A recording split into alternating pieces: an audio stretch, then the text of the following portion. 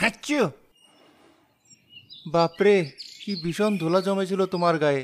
মনে হচ্ছে যেন শত বছর ধরে কেউ ছুঁয়েও দেখেনি। কিন্তু কি আশ্চর্য সুন্দর! এই কারুকাজগুলো দেখো, যেন কোনো রাজবাড়ির জিনিস। আমার এই ভাঙা ঘরে তোমাকে বড্ড বেমানান লাগছে বন্ধু। আজ থেকে তুমি আমার একমাত্র বন্ধু। কথা বলার তো কেউ নেই, তোমার সাথেই না হয় কথা বলবো। বন্ধুর সাথে শুধু কথাই বলবে? এক বাটি গরম কিছু খাওয়াতে পারো না? গলাটা যে একেবারে শুকিয়ে কাঠ হয়ে গেছে। কে কে কে কথা বললো? এই ঘরে তো আমি ছাড়া আর কেউ নেই। না, আমারই ভুল। সারাদিন পেটে দানা পড়েনি তো, তাই হয়তো আবোল তাবোল শুনছি। মাথাটাই গেছে আমার। তোমার মাথা একদম ঠিক আছে জামিল। আর তুমি ভুলও শোনোনি, আমি কথা বলছি। তোমার নতুন বন্ধু, এই হারি। হারি কথা বলছে? না না, এ হতেই পারে না। আমি নিশ্চয়ই অসুস্থ। আমার জ্বর এসেছে। আমি স্বপ্ন দেখছি। হ্যাঁ, আমি ঘুমিয়ে ঘুমিয়ে স্বপ্ন দেখছি। এখনই ঘুম ভেঙে যাবে। এটা স্বপ্ন নয়, এটাই বাস্তব। বহু বছর পর কেউ আমাকে এত ভালোবাসা আর যত্ন দিয়ে স্পর্শ করলো। তোমার আন্তরিকতায় আমি মুগ্ধ হয়েছি, তাই তোমার সাথে কথা বলার সিদ্ধান্ত নিয়েছি।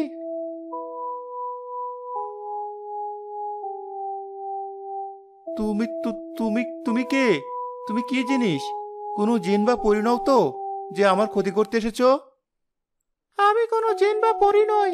আমি এক জাদুর হাড়ি। আমার জন্ম হয়েছিল হাজার বছর আগে, এক মহান কারিগরের হাতে। তিনি আমার মধ্যে কথা বলার শক্তি দিয়েছিলেন।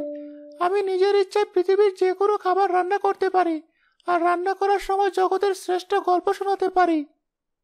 রান্না করতে পারো? নিজে নিজে? আগুন ছাড়া, জল ছাড়া? আমার জন্য ওসবের প্রয়োজন হয় না। আচ্ছা, সে কথা যাক। তোমার পেট যেমন গুড়গুড় করে ডাকছে, খুব খিদে পেয়েছে বুঝি? হ্যাঁ, খুব খিদে পেয়েছে। কাল রাতে এক টুকরো শুকনো রুটি খেয়েছিলাম। তারপর থেকে পেটে আর কিছু পড়েনি। কিন্তু আমার এই গরিবের ঘরে তো রান্না করার মতো কিছু নেই। একদানা চাল নেই, এক চিমটি নুনও নেই। সে নিয়ে তোমায় এক বিন্দুও চিন্তা করতে হবে না। তুমি শুধু হুকুম করো কি খেতে চাও। তোমার যা মন চায় তাই রান্না করে দেব। পোলাও, বিরিয়ানি, কোরমা, কালিয়া, নাকি একদম সাধারণ আলু ভর্তা দিয়ে গরম ভাত? সত্যি বলছো? তুমি আমার সাথে ঠাট্টা করছো না তো? আমার মতো গরিবের সাথে এমন মজা করাটা কি ঠিক?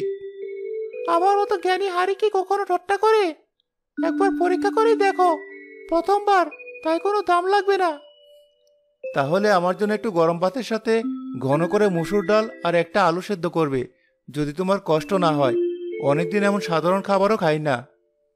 ব্যাস, এই সামান্য আবদার! এ তো আমার কাছে এক মুহূর্তের কাজ, এক্ষুনি হয়ে যাবে। তুমি শুধু ওই কোনায় গিয়ে আরাম করে বসো, আর আমার গল্প শোনো। এক দেশে ছিল এক বেজায় বোকা রাজা। তার ছিল তিন চালাক মন্ত্রী। একদিন রাজা ঠিক করলেন তিনি আকাশে উড়বেন। কিছুক্ষণ পর ঘরটা রান্নার অপূর্ব সুগন্ধি ম ম করতে থাকে। এই নাও, তোমার খাবার তৈরি। ধোয়া ওটা গরম ভাত, লেবু আর কাঁচা লঙ্কা দিয়ে মাথা গরম ডাল, আর সাথে সর্ষের তেলে মাখানো আলু সেদ্ধ। এবার খেয়ে বলো তো কেমন হয়েছে রান্না?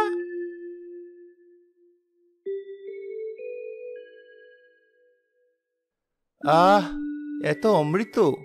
এমন স্বাদ আমি আমার জীবনে কোনোদিনও পাইনি। মনে হচ্ছে যেন আমার মৃত মা নিজের হাতে রান্না করে খাইয়ে দিচ্ছে। তুমি তো শুধু জাদুর হাড়ি নও, তুমি আমার মা, আমার বাবা, আমার বন্ধু, আমার সবকিছু। আমিও তোমার মতো একজন সৎ ও সরল মনের বন্ধু পেয়ে খুব খুশি হলাম জামিল। আজ থেকে তোমার আর কোনো চিন্তা নেই।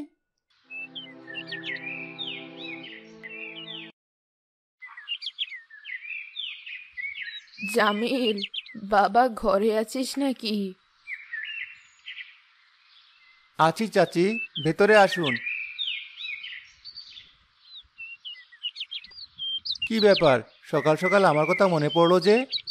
তোর কথা তো সব সময় মনে পড়ে বাবা, কিন্তু আজ তোর ঘরের পাশ দিয়ে যাচ্ছিলাম, এমন চমৎকার একটা গন্ধ পেলাম যে না এসে পারলাম না। কি রান্না হচ্ছে আজ? গন্ধটা তো একেবারে বাদশাহী, যেন কোনো বিয়ের বাড়ির রান্না হচ্ছে। আজ আমার হাড়ি বন্ধু আমার জন্য খাসির মাংসের তেহারি রান্না করেছে।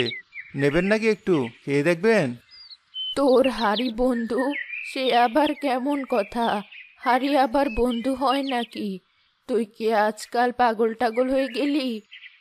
আমার হাড়ি সাধারণ হাড়ি নয় চাচি, ওটা জাদুর হাড়ি। ও নিজে নিজেই রান্না করে আর আমার সাথে সুন্দর সুন্দর গল্প করে। ওই তো এখন আমার সব কিছু। বলিস কি, জাদুর হারি? সর্বনাশ! দেখ বাবা, তুই ছেলেটা বড্ড সরল, দুনিয়ার মার প্যাচ বুঝিস না। এসব কথা ভুলেও আর কাউকে বলিস না। এই গ্রামে ভালো মানুষের চেয়ে লোভী আর হিংসুটে লোকের সংখ্যাই বেশি। কখন কার নজর লেগে যায় বলা তো যায় না। নিজের ভালো জিনিস সবসময় লুকিয়ে রাখতে হয়। আপনি একদম চিন্তা করবেন না চাচি, আমি আপনাকে ছাড়া আর কাউকে বলিনি। আপনি তো আমার মায়ের মতো, আপনার কাছে কিসের লুকোচুরি? নিন, এই বাটিতে করে আপনার জন্য একটু তেহারি তুলে দিই, খেয়ে দেখবেন আমার বন্ধুর হাতে রান্না কেমন। সৃষ্টিকর্তা তোর ভালো করুক বাবা। নিজে না খেয়ে থাকলেও অন্যের মুখে অন্ন তুলে দেওয়ার মনটা যেন তোর সারা জীবন থাকে। আমি চলি, কিন্তু আমার কথাটা মাথায় রাখিস, সাবধানের মার নেই। অদূরে একটা বড় গাছের আড়াল থেকে সব কথা কান পেতে শুনছিল গ্রামের সবচেয়ে ধনী ও লোভী লোক রায়হান। তাহলে এই হচ্ছে আসল রহস্য, জাদুর হাড়ি। আর আমি বোকার মতো ভাবতাম এই হতভাগা ছেলেটা নিশ্চয় কোথাও চুরিচামারি শুরু করেছে। তাই তো ওর ঘর থেকে রোজ এমন রাজকীয় খাবারের গন্ধ আসে।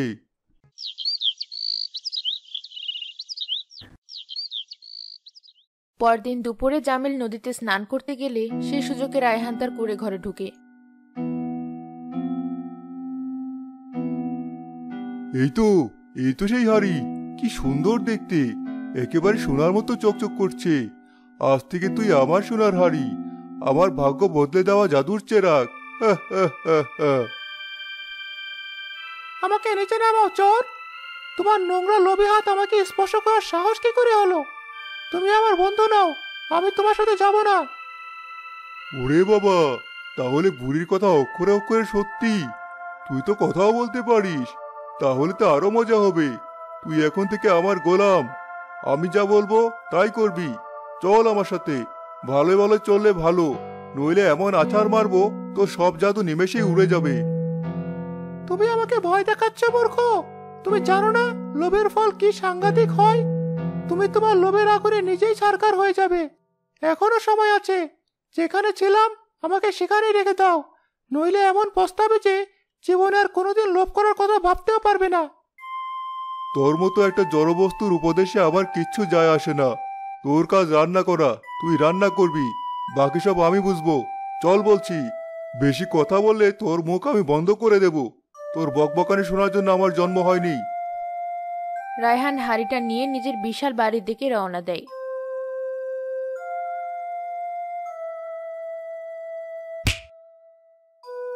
শোন জাদুর হাড়ি, আজ থেকে আমি তোর একমাত্র মালিক। এখন আমার জন্য সেরা সব খাবার রান্না কর।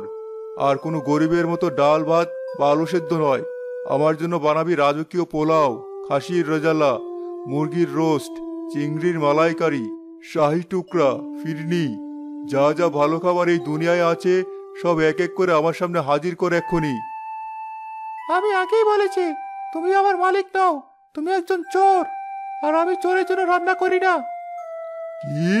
তোর এত বড় স্পর্ধা, তুই আমার হুকুম অমান্য করবি? দাঁড়া, তোকে আমি। মারবে? বেশ তো, মারো, কিন্তু মনে রেখো আমাকে আঘাত করলে আমি চিরদিনের জন্য বোবা আর সাধারণ একটা হাঁড়িতে পরিণত হব। তখন তোমার রাজকীয় খাবার খাওয়ার স্বপ্ন স্বপ্নই থেকে যাবে। আচ্ছা আচ্ছা, ঠিক আছে, তোকে মারবো না, কিন্তু তোকে আমার জন্য রান্না করতেই হবে।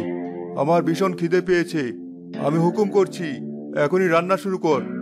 বলছি কর। তুমি যখন এত করে বলছো, তখন তোমার জন্য একটা বিশেষ পদ রান্না করাই যায়।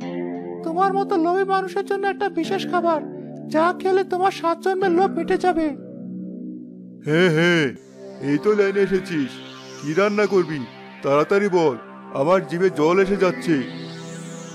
তোমার জন্য আমি আজ রান্না করব আমার সবচেয়ে বিখ্যাত পদ, লোভের আঠালো খিচুড়ি। একবার খেলে তোমার লোভের আগুন সারা জীবনের মতো নিভে যাবে। আঠালো খিচুড়ি? সেটা আবার কিরকম খাবার? নামটা তো অদ্ভুত লাগছে। যাই হোক, তাড়াতাড়ি রান্না কর। আর হ্যাঁ, গল্প টল্প শুনিয়ে আবার সময় নষ্ট করার চেষ্টা করবি না। আমারও তো ফালতু সময় নেই। আরে না না, তোমার মতো গুণী লোকের জন্য গল্প তো শোনাতেই হবে। গল্প ছাড়া কি খাবার হজম হয়? শোনো তাহলে। এক জঙ্গলে ছিল এক ভীষণ লোভী শিয়াল, ঠিক তোমার মতো। হাড়ির ভেতর থেকে বিকট বুদবুদ শব্দ করে এক ধরনের হোল্ডে চটচটে আঠালো জিনিস বের হতে শুরু করে। তার থেকে একটা পচা ডিমের মতো দুর্গন্ধ বের হয়। এটা কি বেরোচ্ছে? এ তো খিচুড়ি নয়, এ তো দেখতে কারখানার আঠার মতো। কি বিশ্রী গন্ধ! এটা আমি খাবো না। বন্ধ কর, এক্ষুনি এই জঘন্য রান্না বন্ধ কর। রান্না তো আমি শুরু করে দিয়েছি মালিক, কিন্তু এটা থামানোর উপায় তো আমি তোমাকে বলিনি। কি? তার মানে এটা চলতেই থাকবে? এটা থামবে না? তুই আমার সাথে মজা করছিস? না, থামবে না। যতক্ষণ না তোমার এই বিশাল বাড়িটা আমার লোভের খিচুড়িতে কানায় কানায় ভরে যাচ্ছে, ততক্ষণ এটা চলতেই থাকবে। এখন শোনো সেই শিয়ালের গল্পটা। সেই শিয়ালটা একদিন দেখলো একটা আঙ্গুরের বাগান। সে ভাবলো, আমি সব আঙ্গুর একাই খাবো, কাউকে দেবো না, ঠিক যেমন তুমি আমার কথা ভেবেছিলে। চুপ কর, তোর বাজে গল্প আমি শুনতে চাই না। থামতে বলেছি। এই যে বেড়েই চলেছে, আমার পা জড়িয়ে যাচ্ছে। খিচুড়ি হাড়ি থেকে উপচে পড়ে দ্রুত মেঝেতে ছড়াতে শুরু করে। রায়হানের পাশে আঠালো খিচুড়িতে আটকে যায়। সে পা তোলার চেষ্টা করলেও পারে না। বাঁচাও! কে কোথায় আছো? আমাকে বাঁচাও! আমি এই আঠালো দরিয়ায় ডুবে যাচ্ছি। আমার পা আমি নাড়াতে পারছি না। আমার রেশমি পাঞ্জাবিটা সব শেষ হয়ে গেল। সর্বনাশা হারি, তুই আমাকে মেরে ফেলবি?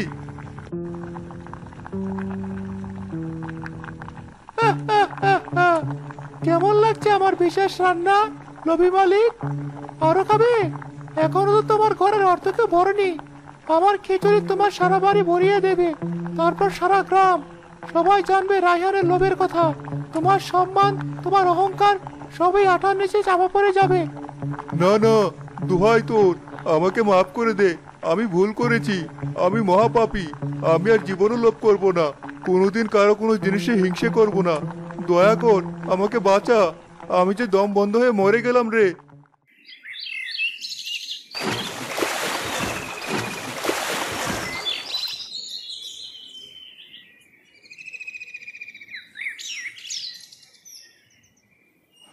বন্ধু, আমি ফিরে এসেছি। আজ খুব খিদে পেয়েছে। আজ আমার জন্য কি রান্না করবে? বন্ধু, হারি, তুমি কোথায়? আমার হারি, আমার বন্ধুকে কে নিয়ে গেল? আমার সর্বনাশ হয়ে গেছে। আমি এখন কি করব? ওকে ছাড়া যে আমি একেবারে একা। আমিনা বুড়ি পাশের বাড়ি থেকে জামিলের চিৎকার শুনে তার ঘরে আসে। কি হয়েছে জামিল? এমন করে কাঁদছিস কেন? চাচি, আমার হাড়িটা, আমার জাদুর হাড়িটা, ওটা কেউ চুরি করে নিয়ে গেছে। আমি আপনাকে বলেছিলাম, আর তাতেই নজর লেগে গেল। আমি ওকে রক্ষা করতে পারলাম না চাচি। আমি তোকে আগেই বারণ করেছিলাম বাবা। যাক, মন খারাপ করিস না, নিশ্চয়ই পাওয়া যাবে। আচ্ছা, ওদিক থেকে এত গোলমালের শব্দ আসছে কেন? রায়হানের বাড়ি থেকে না? চল তো গিয়ে দেখি কি হয়েছে। আমার মনটা কেন যেন কু ডাকছে। আমার মনে হচ্ছে তোর হাড়ের সাথে এর কোনো সম্পর্ক আছে। জামিল আর আমিনা বলে দ্রুত রায়হানের বাড়ির কাছে গিয়ে দেখে ভেতর থেকে রায়হানের মরণ চিৎকার শোনা যাচ্ছে।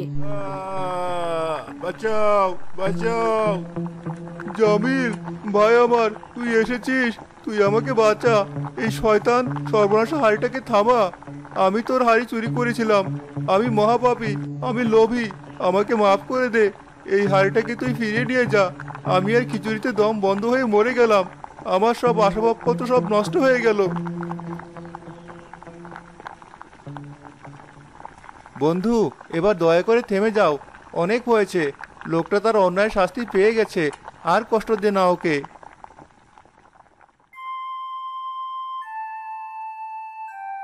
শুধু তোমার কথাতেই থামলাম জামিল, নইলে এই লোভী লোকটার আরো অনেক শাস্তি পাওনা ছিল। রায়হান সেই আঠালো দুর্গন্ধময় খিচুড়ি স্তূপ থেকে কোনো মতে নিজেকে ছাড়িয়ে কাঁপতে কাঁপতে বেরিয়ে আসে। তার সারা শরীর ও দামি পোশাকে চটচটে খিচুড়ি লেগেছিল। জামিল পরম মমতায় তার প্রিয় হাড়িটা কোলে তুলে নেয়।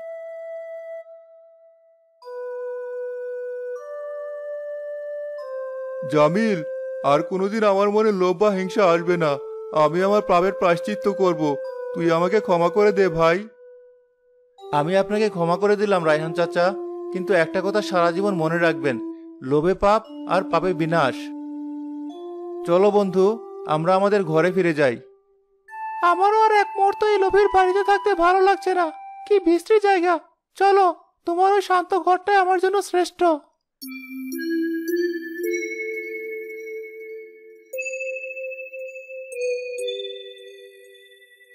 তুমি আবার আমার কাছে ফিরে এসেছো।